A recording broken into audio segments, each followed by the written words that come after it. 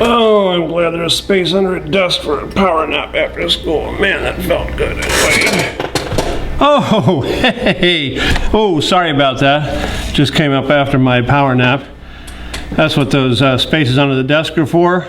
Little nap time. Always makes you good. But anyway, Mo here, Master of Excellence, with the first of a series of Mo Talks about personal finance. And this one is about section 1.1 and 1.2 in the book, talking about gross salary. Gross salary. What is gross salary? It doesn't mean that you're paid so little that your salary is really gross. It might be gross if you're not making enough money, but it really means how much you earn before taxes. Before the government and other people start taking your hard-earned money from you. That's what gross pay is all about. And the first two sections talk about, well, the first section, 1.1, talks about straight time pay. And that would be the hourly rate times number of hours you worked, and that would equal your gross straight time pay. For example, here is $12 an hour times 39.5 hours. You multiply those two together and you have $474 gross straight time pay for that example. Now, here's a question. Can you figure out, using that formula, how many hours you would work if you were given the rate of pay and how much you got paid? Well, there's an example similar to that in the book, and it talks about this person who makes $14.40 per hour, and they're asking how many hours per week must he work if he wants to earn approximately $550. Well, we know the straight time pay is $550, right? And that equals the hourly rate, $14.40, times some number, we don't know the hours, H. So how do you calculate that? Well, it's just a simple one-step algebra problem, just finding the variable H. All you have to do is divide both sides by $14.40 because you want to get H by itself. And when you do that, you're going to end up with 38.19 hours. Now, if you're going to round that to the nearest quarter hour, which is what they're telling you to do, you would be rounding it to 38.25 hours, which would be 38.25 hours or 38 hours and 15 minutes. And that's how you would solve that problem.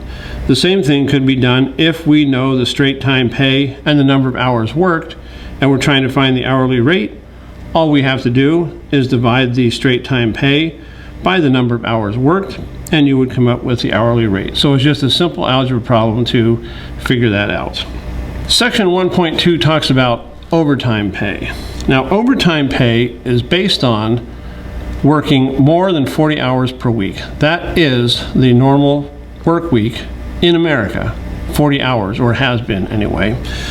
And anything over 40 hours, you need to get paid overtime. Now, it's usually paid at time and a half or double time.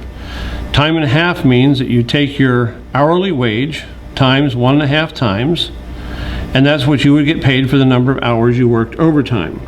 So if you were getting, say for example, $10 an hour, and you worked 45 hours in the week, well, your overtime rate would be 1.5 times 10, which would be $15 an hour, and you would have worked 5 hours overtime.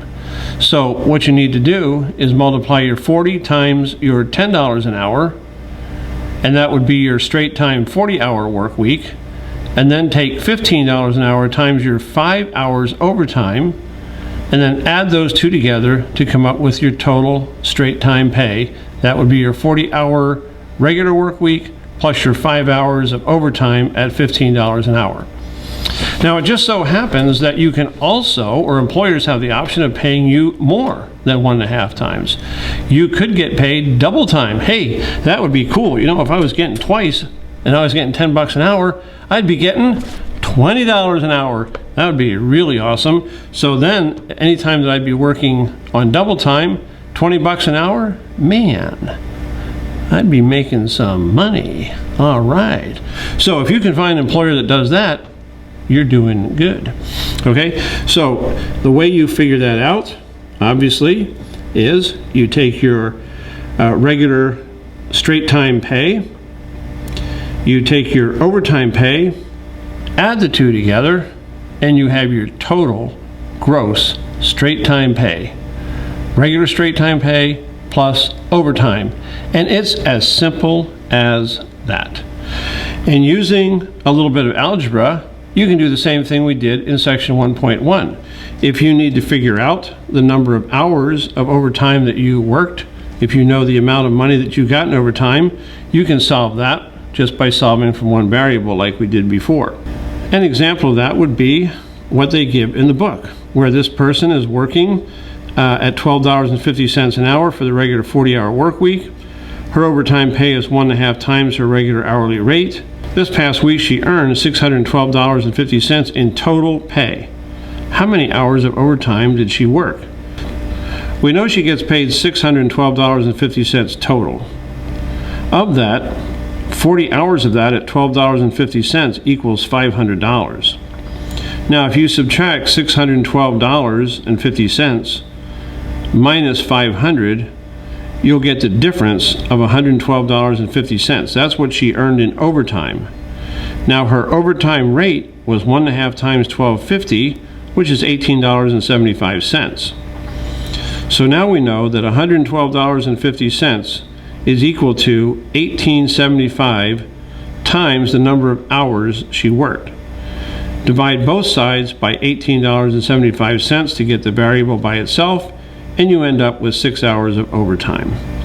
And that's how you calculate it. Now, it sounds a little confusing, but really once you do a few problems, it's really not that hard. And again, it's going to be important for you to understand, if you ever get to a point where you're working overtime, that you know you're getting the right amount of money. So it's 1.5 times or 2 times your hourly rate times the number of hours of overtime. And that's it. That's as simple as it is. That is straight time pay, straight time overtime pay.